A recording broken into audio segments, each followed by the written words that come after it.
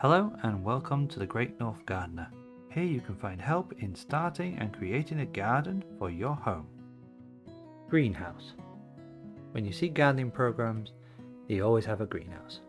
A friend or family member may say having a greenhouse can be expensive, and you look online and may be looking at the thousands to have a proper one installed at your home. But that is not true. You may not get top of the line. You can also buy kits such as this and have it used to have my baby plants hardened off. It's good practice to harden off your plants, which have only known the stable environment of your propagation area, and have never dealt with the more wild swings of an outdoor environment. This is called the hardening off process, which simply means that you want to expose your seedlings to the outdoors for a bit before transplanting them permanently outside. This normally takes up to 14 days to harden off, so a good time to start the process is about 2 weeks before the last frost date, or 2 weeks before you're planting them in your own backyard.